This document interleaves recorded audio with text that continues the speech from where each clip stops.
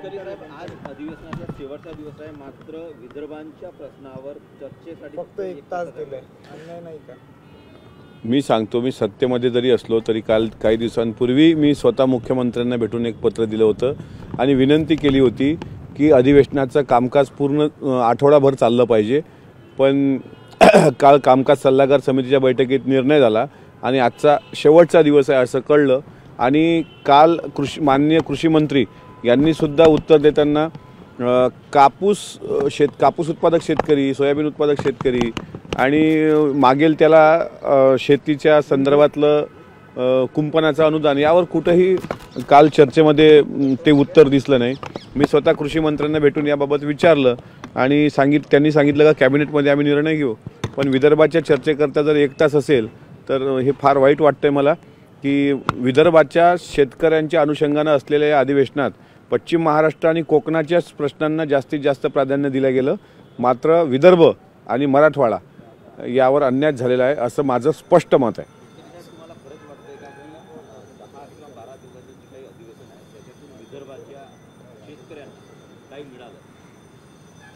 काल घोषणा झाली पण त्याची अंमलबजावणी जोपर्यंत होत नाही तोपर्यंत काही शेतकरी समाधानी नाही.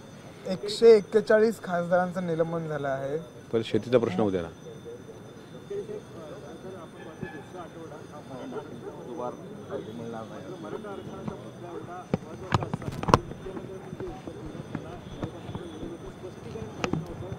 जुनी टेप लावली होती.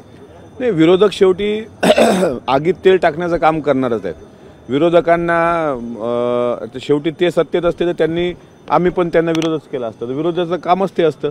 इतक्या चांगल्या पद्धतीने मुख्यमंत्र्यांनी तिथं उत्तर दिलंय, याच्यामुळे महाराष्ट्रात मराठा समाजही समाधानी आहे आणि स्पष्ट सांगितलं की ओबीसीच्या किंवा इथल्या कुठल्याही जातीच्या आरक्षणाला धक्का न लागता आम्ही मराठा आरक्षणासाठी देण्यासाठी कटिबद्ध आहोत. इतकं सुटसुटीत भाषेत जर मुख्यमंत्र्यांनी सांगितलं असेल आणि तरी विरोधकांच्या मनात जर काही प्रश्न असतील तर मला असं वाटतं विरोधकांना आता ईश्वरानं सुबुद्धी द्यावी. विरोधकांचं म्हणणंच असं आहे की या आश्वासनं जिल्ह्याच्या घोषणा केलेल्या आहेत हे यापूर्वी देखील त्यांनी तेच केलेलं आहे, मात्र नेमक्या किती नोंदणी सापडल्या, समितीने काय कामकाज केलं, कुठे कुठे जाऊन तपास केला, याबाबत सुस्पष्टता हवी होती असं विरोधकांचं. नाही, त्याच्याकरताच विरोधक त्याच्यासाठीच असतात ना. विरोधकांचं काही 100% समाधान होऊच शकत नाही. त्यातल्या त्यात आत्ताचे जे विरोधक आहेत ते अतृप्त आत्म्यांसारखे आहेत, त्याच्यामुळे त्यांचं समाधान होईल की नाही असं मला वाटत नाही. पण मुख्यमंत्र्यांनी खूप चांगल्या पद्धतीने उत्तर दिलेत, कारण वरच्या सभागृहामध्ये मी होतो आणि मुख्यमंत्र्यांचं निवेदन मी त्यावर ऐकलंय.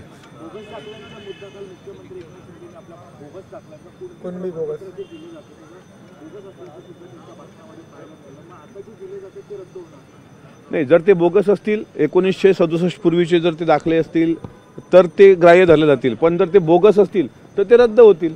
ते नियमाकुल नाहीत हे स्वतः म्हटलं. त्याच्यामुळे ते कायदेशीरच कारवाई होईल जर बोगस दाखले असतील तर. विदर्भातल्या हिवाळी अधिवेशनामध्ये आता 3 दिवसामध्ये थंडी जाणवू लागलेली, राजकारण बघता एकंदरीत ती थंडी किती प्रभावी आहे तुम्हाला वाटतं? खऱ्या अर्थानं शेवटच्या 3 दिवसातच हे हिवाळी अधिवेशन आहे असं वाटायला लागलं.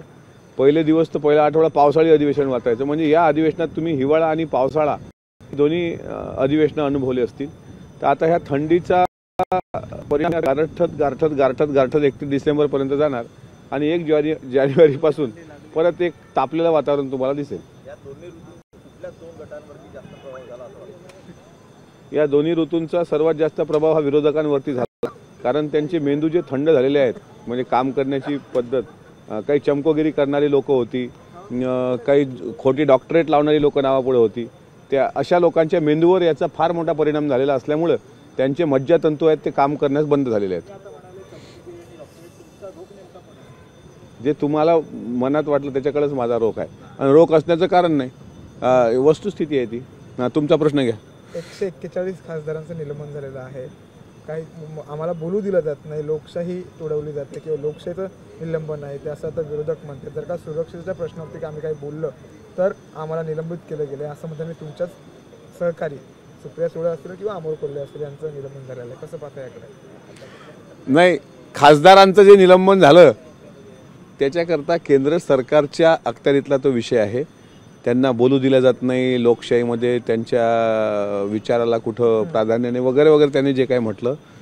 तर आता ही पळवाट आहे असं म्हणावं लागेल. पळवाट नेमकी कोणाची?